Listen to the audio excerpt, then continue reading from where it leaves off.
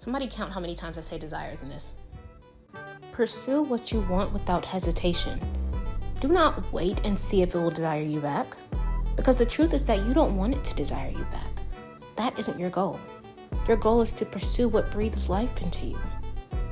Waiting for it to want you back to decide how hard to pursue it is an excuse and cop-out to stroke your ego where you are so that you don't have to push yourself further out of your comfort zone. You mistake a pleased ego for being happy right where you are. A stroked ego is not happiness. The purpose of desire is for you to realize the work is not just an obstacle, but it is what you actively love about yourself and what you actually truly desire. The pursuit of the desire is where the desire lies and reveals what's truest about the self, not the obtaining and having it. We cannot keep running away from the pursuit of desire. The desire is not present to just give back, though it utterly desires to. The desire is present to show you how to give to it, how to give more to it, thus showing you how much more you have to give. When you have attained a desire, you just find another one. This is why there is always another desire to be had. It is the root of the desire that you haven't actually fulfilled yet. This does not mean to chase the desire. The desire isn't capable of running away, so the chase cannot apply here.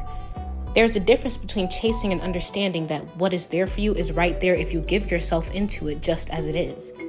The thing about human nature appears to be that we go for whatever we desire, and if there is an easier path to it, we instinctively go there.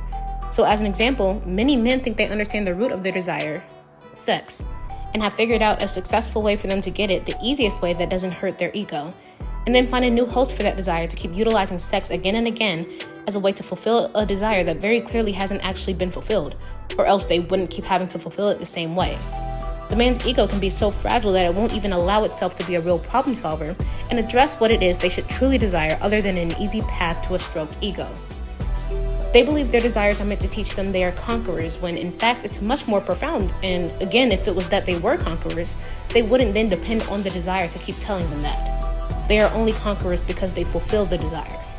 That's why the true desire is meant to teach them something much more profound about their actual selves that cannot be changed whether they fulfill the desire or not.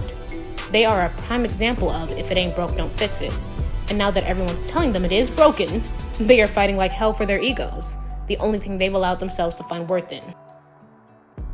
In trying to understand our desires and in trying to chase our desires,